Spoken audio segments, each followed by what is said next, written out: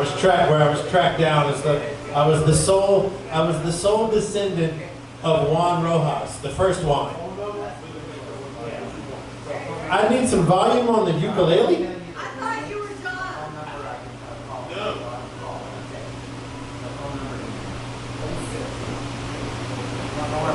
Yeah, you should sit. We're gonna have a whole conversation and just kind of yammer. I wandered into this.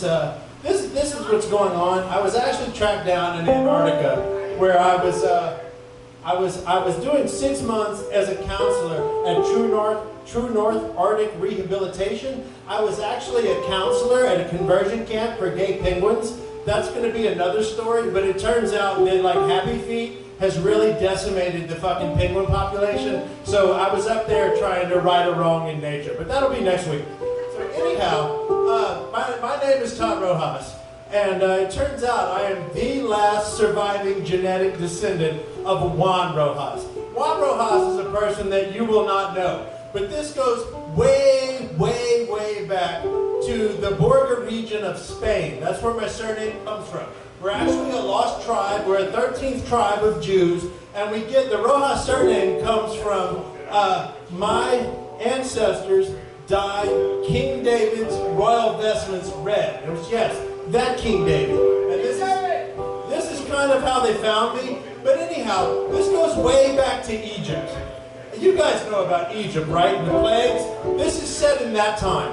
And so what happens is the first one was actually Moses' servant. The Jews, like the Egyptians had Jews. What nobody knows is that the Jews actually had Mexicans. And this is a tale of how corporate America will take your history from you and steal it, and you'll never even know. So what happens is, Juan comes home one day, and Moses is clearly pissed off. And Juan walks up to Moses, and he's like, because he hears about Moses is making moves to try to free his people. And Juan is like, man, well, my people are under your people. So if you're going to free my people, like Moses, will you let my people go? And Moses is like, Juan, I mean, look, I like you, but I got to look out for my people. And Juan's just like, man, what the F? So he goes off and does his thing. And Juan doesn't even have any money because Juan got caught up in a whole scam, like selling hairless cats.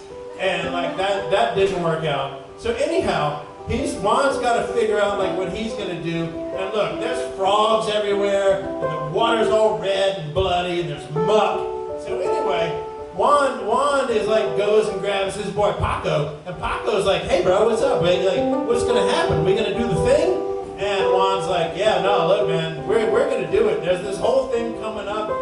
What Moses is talking about, like Passover or some jazz like that. There's going to be some deal with blood. But that's not what's going to happen. He's like, look, this is what needs to happen. We're going to pull a Shadrach, Meshach, and Abednego. We're going to need an Nefertiti, and we're also going to need a mud dude. And Juan's like, what do we need a mud dude for? And Juan, like, well, Paco's like, what are we going to need a mud dude for? And Juan is like, bruh, we're jacking everything. We're taking these motherfuckers for all they have. And so this is the list. This is what happens. Juan is looking at Paco and he's like, this is what's going down. The night before Passover, we're taking all the good food, taking all the maps, we're taking all the fucking yarmulkes. This is set in ancient Egypt. So the night before, this is the night before Passover. So what happens is everybody gets together. They're in the big warehouse. We get all the fucking Mexicans together. We jack all the fucking grain. That's being trucked out of fucking Egypt. So we're in the storehouse, and like everybody's getting together, and they're like Moses. Do we want the avocados? Fuck yeah, take the avocados. We want bell pepper? Fuck yeah, take the bell pepper. We want the bell pepper, the garlic. We want the saffron. We want anything that tastes good. Paco's a little confused because he's slow. He's like, Juan, we want the gefilte fish? Fuck no. You guys like gefilte fish? Anybody? No. That's why we leave the gefilte fish. How about the unleavened flour? No, we don't want the unleavened flour either. All right, I need to turn the volume down to the music. Keep the music on, it's a little bit softer. So what's going on though is it's the night before Passover. Oh, and this is the most important thing that Moses says. We need to maps. Every last fucking map. So night before Passover, all the fucking Mexicans get together and we start trekking out of town. Because guess where we're going? Who knows their fucking history? Guess the city we're heading to. Does anyone know it? Starts with a C. No, Canaan. We're going to Canaan. We are going to the land of milk and fucking honey. You know how far Canaan is from Egypt? Canaan is an 8-hour walk from Egypt. But thanks to us, let's not let our people go. It's manifest destiny. Make your fucking destiny. And that's what we did. We took all their maps, we took all their good food, and we headed out into the fucking desert. We left at about 4 in the morning. And so, all the fucking Mexicans, single file, are walking toward Canaan. The sun starts coming up. And there's like, I don't know, probably 15,000 Mexicans. And you know how Mexicans are. The sun comes up, and they all start getting hot. And they've been slaves like Moses. Not Moses, they're Juan. We're tired. Man, we don't want to walk. And so Juan makes an executive decision. He's like, you know what?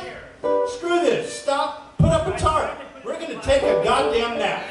This happens at about 11, 12:30. All the Mexicans stop and go to sleep.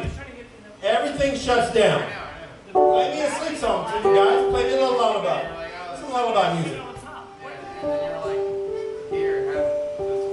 This goes on for about 2 hours.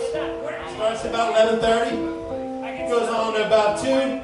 All of a sudden, like, Juan wakes up because his anxiety kicks in. And he realizes there's a sense of urgency. And he's like, if these motherfuckers figure out we're gone, they're going to come catch us. And he starts waking people up. And, you know, these guys are slaves. They have never gotten to sleep in the middle of the day in their entire fucking life. So they're like, Juan, this is fucking amazing. Like, we should do this all the time. You know, what are we going to call this? And Juan's like, you know what? You're right. We are going to do this all the time. And I'm going to call this a siesta. And that's where the fucking siesta comes from, people. So anyhow, it's about 2 o'clock. They gather everything up. And Juan is like, you know what? Fuck those motherfuckers. Bring me all of the fucking maps. I need to build a fire right here. I need you to bring me all of the maps. So they take all the maps and they burn them. And Juan, like one guy goes to throw this big map in the fire. And Juan's like, no. Give me that one. And by the way, I need that map, and I want a yarmulke, and I want a piece of thread. So Juan takes this one map, and he folds it in half. And then he folds it in half again. So he makes a square. He takes the square, and he rips out a quarter circle of it. And he takes the opposite end and rounds off that edge. And then he unfolds it, and what's he have? Is a big old wide brim, a big old wide circle. And he's like, give me that yarmulke. He takes that yarmulke, and he's like, I'd like some thread. And give me some epiphany music, boys. Alright, while this is going on, he's sewing the yarmulke to the map. And he's like, alright. So he takes this, and he puts it on his head, and he walks for a while. And so they come over a hill. And it's the land of milk and honey. And the Canaanites see this crowd of people coming in. And they're like, whoa, what the fuck, man? We don't know if we want all these goddamn immigrants here. And they're like, no, hold on, man. Look, you guys ever heard of a fucking avocado? We got an avocado. We got bell pepper. We got garlic. We got bean dip. And so the Canaanites are like, I don't know, man. How does avocado go with honey? And they're like, fuck, we don't know. Try it. And they're like, wow, this is amazing. So all of a sudden, they're like, holy shit, you guys can come on in. And they're like, Juan, man, you're amazing. Like, come on in. But, what the fuck is that thing on your head? And Juan's like, oh, this? I'm going to call this a sombrero. And so, this is what happens. The whole thing about this is when I was talking about your culture being stolen from you, this all happened on May 4th. Corona beer will have you think that this happens on Quattro de Mayo, on Cinco de Mayo. This actually happens on Quattro de Mayo. And I'm a plant by Big Avocado, and this is the stolen history of Cinco de Mayo and how a corporation will steal your lineage and facts from you. Ta-da! That's the story. Hope you liked it.